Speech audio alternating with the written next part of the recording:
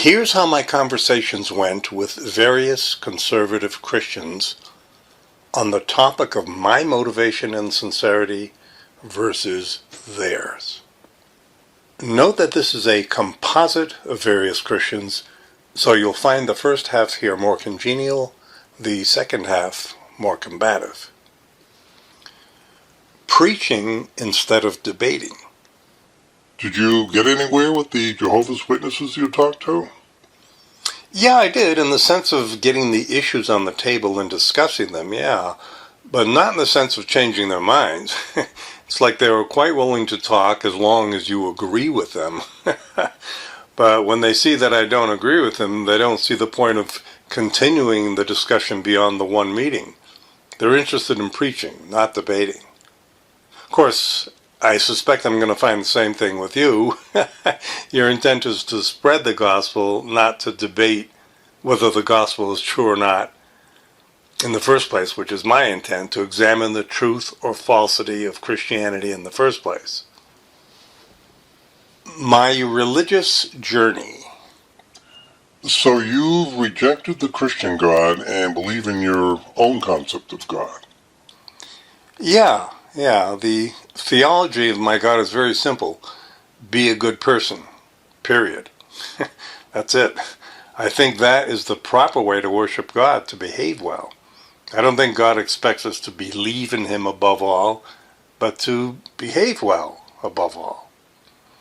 I don't believe in all these irrational Christian doctrines, like the atonement. What does Jesus have to do with me in terms of guilt? I didn't do anything that would have to have Him be crucified.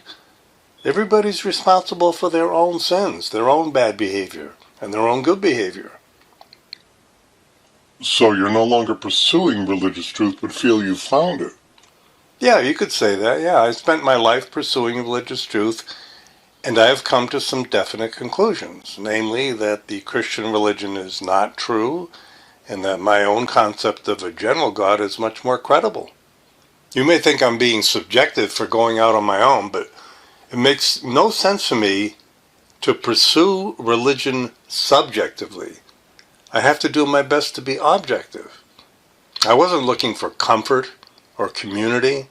I wanted to figure out what is the objective truth about religion. And this started all the way back in your 20s? Yeah. Well, I would say it started off in Catholic grade school. I'm sitting in this dark classroom. The shades are drawn. The atmosphere is grim. The nuns are grim. And I'm wondering, why is everything so gloomy? Why is this necessary? Why can't we enjoy life? All this gloom and guilt and joyless context to life. I mean, obviously, back in grade school, I couldn't formulate my feelings in words, but that was what I felt. We're sitting in a dreary classroom, everything is gloomy, and stuff didn't make sense to me. I think I mentioned by the time I got to college, I decided, no, the Catholic Church does not represent God on earth. Big reason being the Inquisition. An organization that ran the Inquisition cannot be representing God. At one point, I think it was over a 2-day period, I realized that there does not have to be an established set organization that represents God on earth. And I thought to myself, maybe going directly to the Bible for knowledge would be the better way to go, instead of relying on a flawed organization like the church. Then, studying the Bible over the years, I became more and more liberal Protestant, and eventually I decided, no, this whole thing does not make sense. I've read the Bible through cover to cover twice, once in my 20s and then later in my 30s.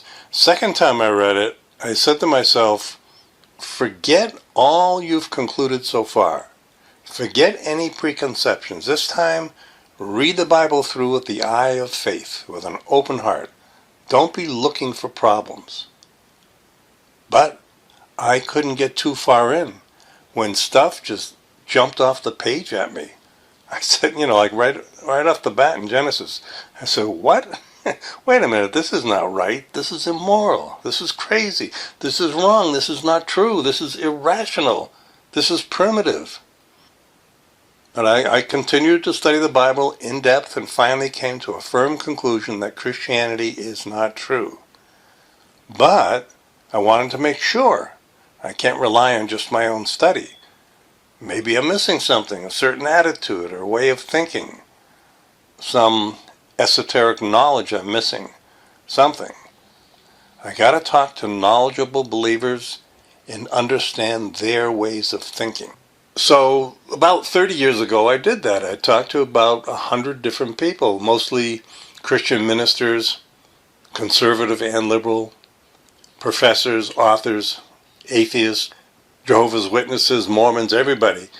And at the end of that, I said, geez, you know what? It turns out, I think I'm right. These people don't have some secret knowledge. They do not have real answers.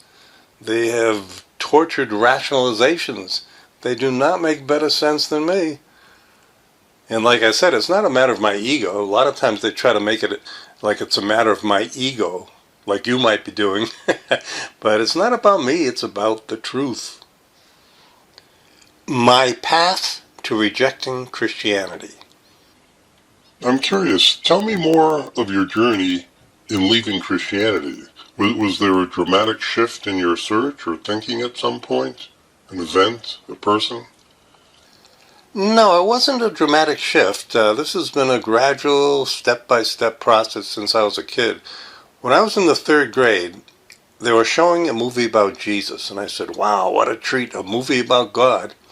And I go in there, and the kids are running around the auditorium like it's recess.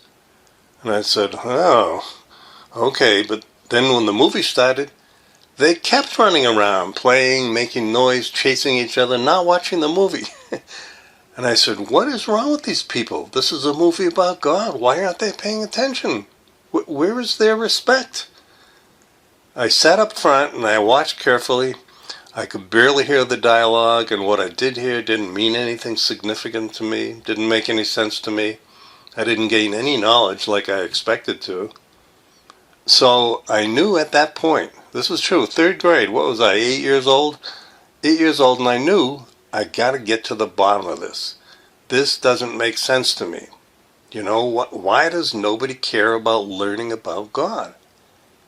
At that age, I was not at the point of asking, is there a God? I just felt, I have to get to the bottom of this. So as I grew up, I took religion very seriously and pondered everything I heard or was told or read. By the time I got to college, freshman year, I decided the Catholic Church does not represent God. You grew up Catholic? Right. I grew up Catholic. My father was a lukewarm Protestant, my mother Catholic. And my mother, incidentally, eventually changed her mind about the church. Later in life, she had nothing but contempt for the church. Anyway, by freshman year in college, I decided an organization that would run the Inquisition cannot represent God. That's too big a mistake, too big a moral error. Now, a Catholic might say to me, oh, Mickey, that's not a good reason to leave Catholicism. You have to understand the cultural context of the time. And I say, no, it is a good reason to leave the church. Cultural context is a horse manure excuse. Is the Inquisition something you learned in class? Yeah, the Inquisition, that was the thing that stood out. I'm supposed to trust this organization as some sort of beacon of morality? So I decided maybe I need to go directly to the Bible without the church as the overseer on all issues. I joined a Protestant group on campus, and then when I got out of college, I studied the Bible more and read a lot. I don't remember if I told you this, but when I was about 38, I finally finished my study of the Bible, and then, as I mentioned, I sat down with all kinds of Christians to discuss the issues. That was over a 3-year period. And I concluded that this book is not a work of God, but a work of flawed human beings. Superstitious ones at that. So I decided to become a general theist. I call it soft theism. I believe in the probability of a general God, not tied to any particular religion and all the baggage that comes with them. A non-intervening God, a God for which there is no hard evidence. That makes more sense to me than atheism. Steve Allen wrote that believing in God is absurd, but not believing in God is even more absurd. I tend to agree with that. For me, God does not make good sense, but makes better sense to me than no God, than no ultimate resolution to life. So what was the question? Oh yeah, what caused me to reject Christianity? Reading the Bible. Reading the Bible. You know, Abraham ready to kill his son. What kind of God is this? This is primitive nonsense. A primitive anthropomorphic God, not the real God. Does that answer your question? Yeah, I just wanted to know more about your spiritual journey. My favorite conversation and my most disturbing one. What was your favorite conversation out of all these years? And then, what was the one that left you thinking the most? I've had several favorites, including talking to my college roommates about religion during our 25th college reunion. But one that comes to mind right away is Peter Kraft. He's a Catholic professor, very smart, very well read and educated. Someone referred to him as the C.S. Lewis of our age. He's considered one of the top Christian apologists. I think I've heard of him. Has he written books? Yeah, I think he writes one every year. What I liked about that conversation was that I was able to meet with him every week for 2 months so that I was able to follow up on each topic, each succeeding week. So we had a thorough discussion of each topic. Not just what often happens, talking points are made from both sides but kind of left hanging, never examined all the way through. Here we argued till we exhausted each topic, finally agreeing to disagree and only then moving to the next topic. And he was an interesting guy. He had a lot of very clever and creative takes on issues. And the one that made me doubt, I would say my conversation with Hugh Ross, another very smart guy. Now, it did not make me doubt my conclusions and positions, but it made me doubt whether it's worthwhile pursuing these conversations. Because leaving my discussion with Ross, I realized I did not make a dent at all in his beliefs, no matter how good my arguments were. Is it really worth making all this effort? He didn't buy anything I said.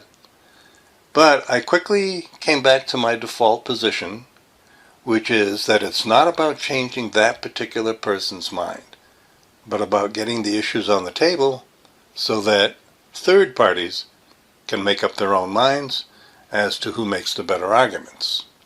It's like when I went down to Kentucky to see Ken Ham's giant Noah's Ark replica.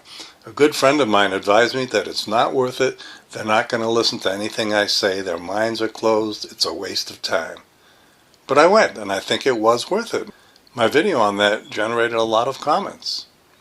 Okay, same time next week? Yeah, that would be good. Okay, let me jot that down. Oh, geez, where's my pen? Oh, I think I lost my pen.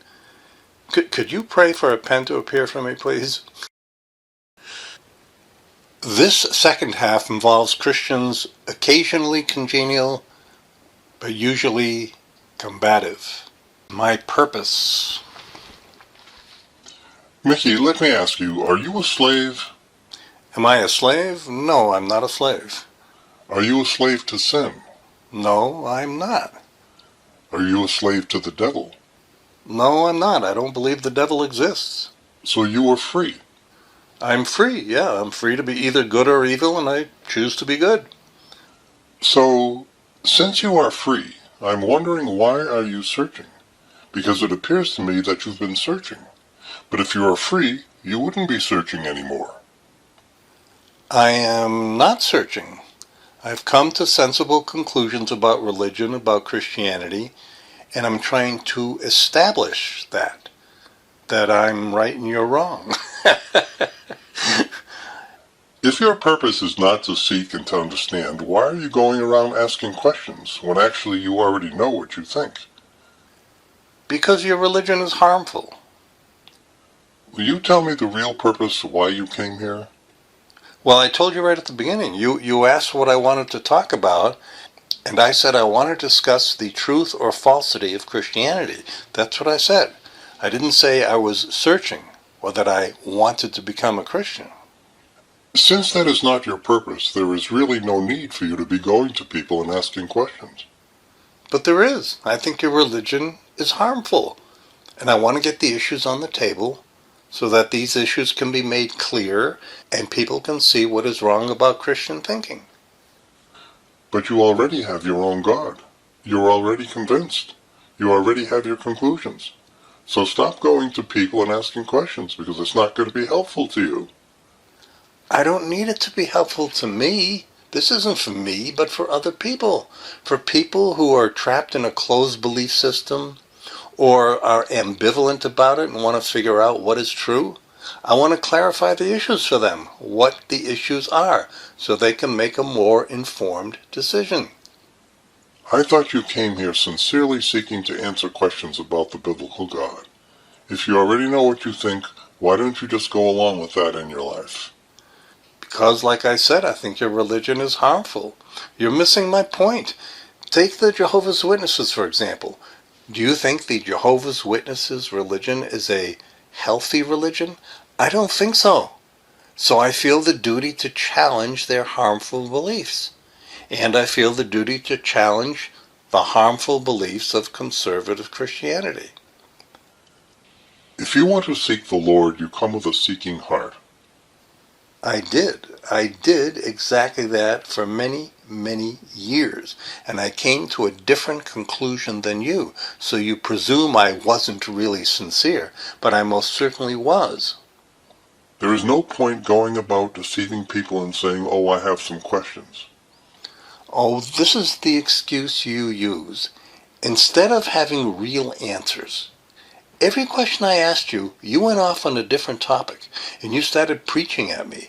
When I tried to interrupt you with what's wrong with your step-by-step assumptions, you said, please allow me to finish, as though I am being rude, when in fact you're being rude, expecting me to accept everything you say without interruption. Do you want me to pray for you? My conclusion is that, Mickey, you have your own ideas, your own God. You're not really seeking to know the Lord. So why are you coming here to talk to us? Because your religion causes harm? So you didn't really come here to seek to understand things. You only came here to...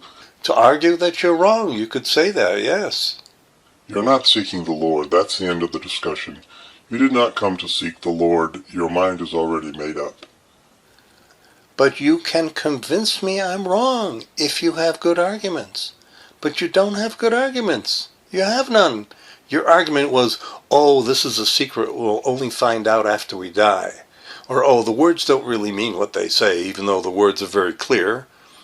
Or you have to understand the culture. Or, oh, it wasn't really slavery. All you do is deflect and talk in generalities. You don't have real answers. You should stop going around and saying you are looking for somebody to explain something to you, because you already are convinced you're right. You're being deceptive. What did I say to you right at the beginning? What did I say? I said I want to talk to you about the truth or falsity of Christianity. I did not say I am seeking to become a Christian. You came here to argue.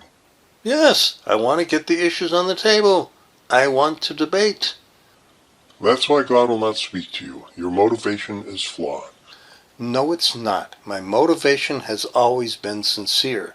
I want to know the truth about religion as best I can. And you assume my motivation is flawed because you assume your religion is true in the first place, so you cannot conceive of anyone legitimately disagreeing with you. I say your motivation is flawed. You're as biased as can be in favor of your religion.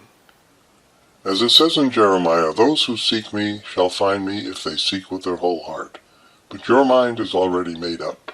Well, why don't you change my mind with good arguments instead of ignoring issues? I am open to reason.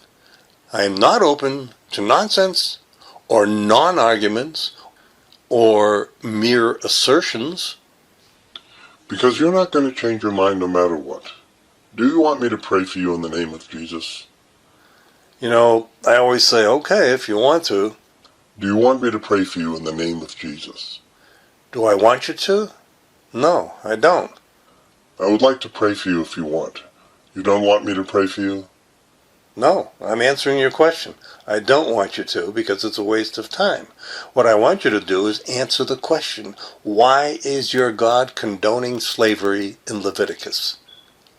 You never answered that question, and you didn't come up with a good answer for hell either. I'm still wondering, what was your answer to hell? How do you think that is a good thing? To torture people severely forever without end? See, you're not even listening. Geez, talk about closed minds. We don't claim to have the market cornered on all knowledge. Oh, you're deflecting again from the issue of hell by saying we don't know everything. I've seen this tactic again and again of deflecting. You're stating an irrelevant truism that we don't know everything instead of coming up with a good answer to a specific question, the specific issue of hell or the specific issue of slavery in the Bible. Blind obedience. We're humble enough to know we don't know everything, but what we do know we feel good about. So, you think some people in Germany were practicing humility when they did not understand what was happening to the Jews and chose to just trust Hitler? He must know what he's doing. We have to have faith in our leaders. If I were in Nazi Germany back then, I would have kept saying, I don't care about the economy or education or the trains running on time. I want to know what's happening to the Jews. Something is seriously wrong here. I would not gloss over that issue. I think it's insulting for you to compare us to Nazis. I'm not saying Christianity is in the same league of evil as Nazism. I just wanted to make a strong analogy in order to make the point that blind trust is not a good idea. I once watched a documentary on Hitler, and they were interviewing his secretary when she was still alive, and she talked about the belief and trust she had in him. Then, in the final days in the bunker, when everything was closing in on them, Hitler called her into the room to dictate his final will to her. And she said she thought to herself, aha, okay, now finally, he's going to give us an explanation for all this.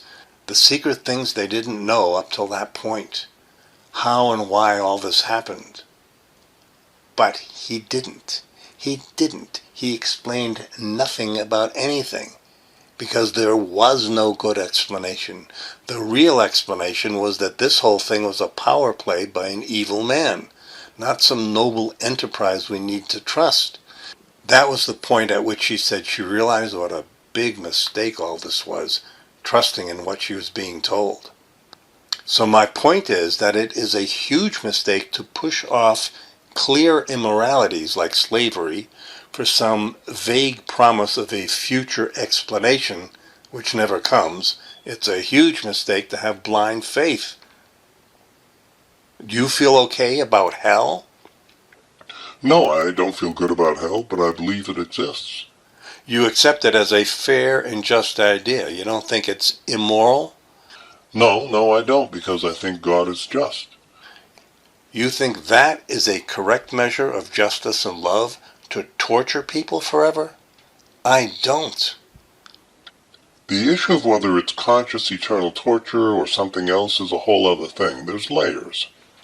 Yeah, there's layers and different interpretations of biblical passages, whether hell is eternal conscious torment or simply annihilation or everyone ultimately gets saved, whatever. Yes, there are different interpretations of hell, but what that means is that the Bible contradicts itself. I can't believe in a book that contradicts itself or is not clear or leaves itself open to radically different interpretations. For me, a holy book wouldn't do that. A real son of God would never have been such a poor teacher as to leave the concept of hell open to the eternal conscious torment interpretation. Which interpretation has been the predominant one in Christianity over the centuries? Well, we disagree. I sincerely hope that to whatever degree your heart is sincerely searching, my prayer for you is that you will get the answers that you really want and really need. This isn't about what I want and need. It's about what's good for society versus what's harmful for society. And I think conservative Christianity is harmful. I say the positives far outweigh the negatives. I say there shouldn't exist the sort of negatives that show up in your book. But thanks for your time. Thanks for watching. If you're a Christian, I would say to you, please examine the issues objectively and not with the presupposition that Christianity is true. And realize that if Christianity is not true, that does not mean, as you have been taught, that the source of all meaning is now lost.